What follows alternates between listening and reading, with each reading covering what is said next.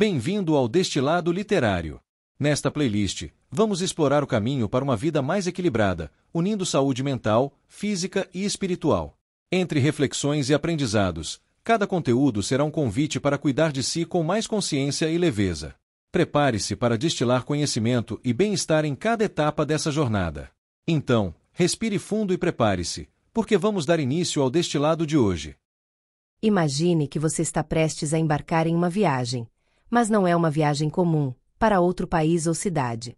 É uma jornada para dentro de si mesmo, para os reinos invisíveis do espírito. É assim que o autor deste livro se vê, como alguém que carrega uma missão, como um farol que tenta iluminar corações e mentes através das experiências e dos conhecimentos que recebeu do mundo espiritual. Ele acredita, com muita convicção, que todos nós somos eternos, que carregamos dentro de nós uma luz divina e que somos plenamente capazes de nos conectar com essa luz. Para ele, a mediunidade é um presente incrível, que deve ser usado sempre para ajudar os outros. Logo no início, ele nos convida a refletir sobre uma pergunta essencial: de onde viemos? Enquanto filósofos e cientistas procuram respostas fora, ele acredita que as respostas estão dentro de nós, nessa parte invisível que chamamos de alma.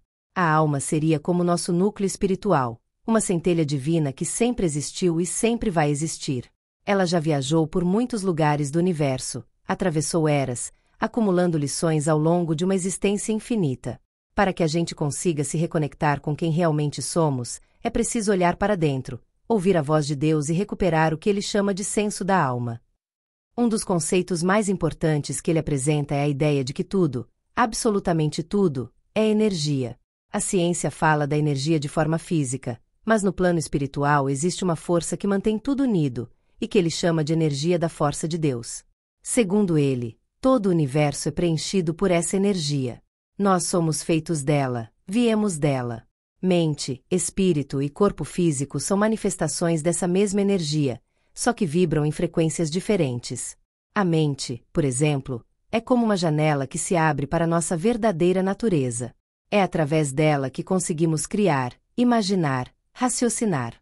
O cérebro seria apenas o órgão físico que expressa a mente. E cada uma dessas mentes individuais está conectada com a mente universal, partilhando da mesma substância. Essa mente universal não tem fronteiras, dela surgem ideias e inspirações, acessíveis a qualquer pessoa. Assim como todos nós compartilhamos o calor do sol e o ar que respiramos, também compartilhamos emoções, sensações e essa energia divina que nos conecta.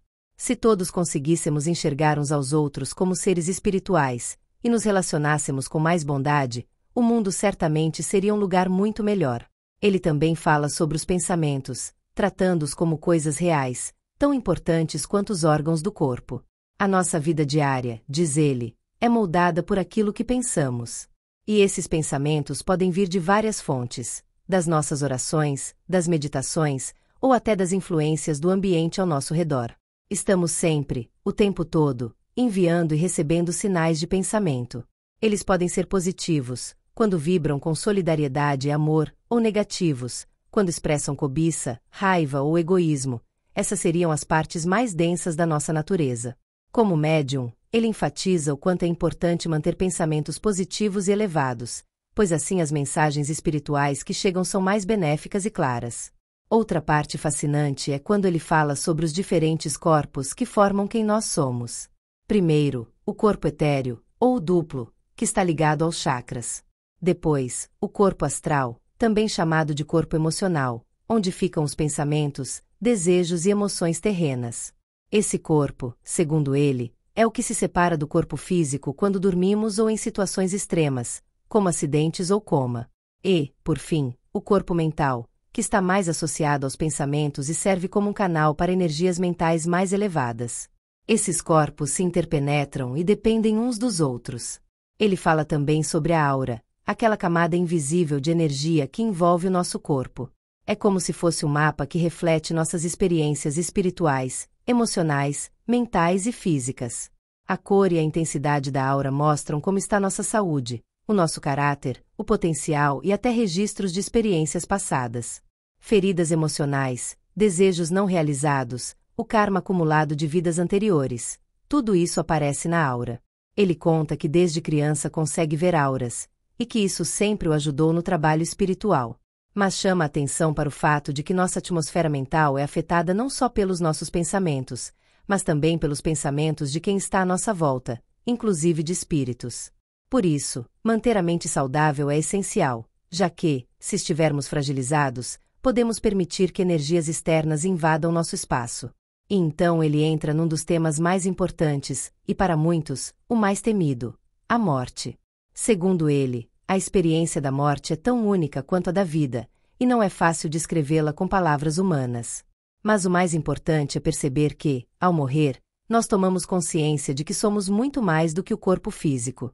O processo de morrer pode ser desconfortável para o corpo, mas a morte em si, ele diz, é simples, natural e indolor.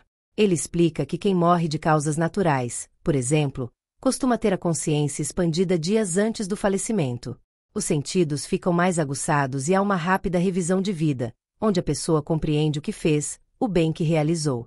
Nesse momento, muitas vezes, entes queridos que já partiram e guias espirituais se aproximam. No instante da morte, a alma se desprende do corpo e o chamado cordão de prata se rompe. O espírito, então, se sente livre. Em casos de morte súbita, o espírito deixa o corpo rapidamente, sem dor. A pessoa pode ter a percepção de estar fora do próprio corpo, observando, até perceber que já não está mais ligada a ele. Muitos espíritos tentam se comunicar com quem ficou, mesmo que não consigamos ouvi-los. Frequentemente, um parente falecido ou um guia aparece para receber e ajudar nessa transição. Mas há também aqueles espíritos que ficam presos à terra, especialmente se estavam muito apegados à família ou se não acreditavam na vida após a morte. O autor conta a história de Mike, um amigo que sempre foi cético, e só acreditou na existência do espírito quando, após a morte, foi visitá-lo. Depois de deixar o corpo, o espírito passa a habitar o mundo astral. Lá, segundo ele, há uma sensação imediata de paz, liberdade, leveza. O mundo astral é feito de energia e existe interpenetrando a Terra. Tem vários níveis. O mais próximo do nosso mundo é como uma espécie de recepção, reproduzindo a Terra para suavizar o choque da transição. Ele conta uma história emocionante, a de Molly, que ao chegar no mundo astral se viu em um hospital lindo, onde se comunicava por telepatia e foi recebida por amigos e pelos pais, que escolheram aparecer com a aparência que tinham na idade em que mais gostavam. Nesse plano, os corpos espirituais são completos e perfeitos, mas as personalidades continuam, com todas as lembranças, preconceitos e desejos. As dificuldades que enfrentamos na Terra não desaparecem automaticamente. O mundo astral é como um espaço onde os espíritos vivem seus desejos e aprendem a se desapegar deles. Lá, tudo é criado com o pensamento. O tempo que o espírito passa nesse mundo depende da afinidade com essas energias mais densas. Mas nem tudo no mundo astral é agradável. Existem níveis menos elevados, como a chamada Terra Escura, que é uma condição criada pelos próprios pensamentos, palavras e ações negativas. É uma região de vibração lenta, escura e desconfortável, onde os espíritos podem ter formas deformadas, refletindo atitudes de ódio e maldade. Mesmo assim, a energia da força de Deus continua presente, e guias espirituais estão sempre prontos para ajudar, quando esses espíritos mostram um desejo sincero de mudar. Ele explica que o tempo que um espírito passa no outro lado varia. Espíritos recém-chegados costumam estar mais ansiosos, enquanto os que já estão lá há mais tempo mostram serenidade e clareza. O mundo astral é, portanto, uma etapa intermediária, onde as necessidades emocionais inferiores são vividas e, aos poucos, superadas. Quando o espírito está pronto, ele segue para uma esfera mais elevada, o que ele chama de verdadeiro céu. Esse céu, ele diz, não é um lugar físico, mas um estado de consciência, uma vibração muito mais alta, onde os espíritos mais evoluídos habitam. Lá, eles se reúnem, inclusive com familiares, amigos de vidas passadas e outros seres com quem nunca estiveram na Terra. É um espaço de aprendizado, com escolas, construções extraordinárias e onde o conhecimento é transmitido de forma profunda. Espíritos evoluídos também trabalham, inspirando ideias, invenções e curas para quem está na Terra. Ele descreve uma experiência marcante, quando, em transe, participou de uma reunião de grandes espíritos que trabalhavam para trazer compreensão e acordos aos governos humanos. Apesar dos desafios, esses seres nunca desistem de ajudar. Depois de desenvolverem suas capacidades nesses domínios, as almas sentem o chamado para subir ainda mais, alcançar níveis mais elevados de consciência. Isso acontece através das lições de alma, vividas na sala de aula que é a Terra. A reencarnação, segundo ele, é um processo natural, um ciclo de nascimento, vida, morte e renascimento, através do qual aprendemos quem somos e por que estamos aqui. Antes de reencarnar, as almas se reúnem com seres evoluídos, formando o que ele chama de conselho etéreo, para elaborar um plano de vida. Esse plano inclui as experiências espirituais necessárias para o crescimento. Embora os detalhes dependam do livre-arbítrio, a alma escolhe aspectos importantes como os pais, os relacionamentos, o local de nascimento e até o momento da morte. O autor acredita que nós esquecemos quem somos ao nascer por uma questão de graça divina, para não ficarmos presos aos erros do passado. Mas as informações sobre vidas anteriores ficam armazenadas e podem ser acessadas conforme nossa consciência evoluir. A entrada na vida física é como um recomeço, mas a alma, embora antiga, chega com corpos novos, pronta para amar, sofrer e crescer. Ele também fala dos obstáculos ao crescimento espiritual, como viver para agradar os outros. Conta como quase se tornou padre só para atender ao desejo da mãe, até perceber que não era esse o caminho. Traz ainda histórias tristes, como a de Cal, que, após a falência, se matou, carregando arrependimento do outro lado, até aprender a se perdoar. A culpa, o medo, o ressentimento, tudo isso bloqueia a nossa evolução. Por isso, ele defende o perdão, o amor e, sobretudo, o autoconhecimento como chaves para nos libertarmos dessas amarras e nos reconectarmos com quem realmente somos, seres espirituais de luz e amor, vivendo temporariamente uma experiência humana.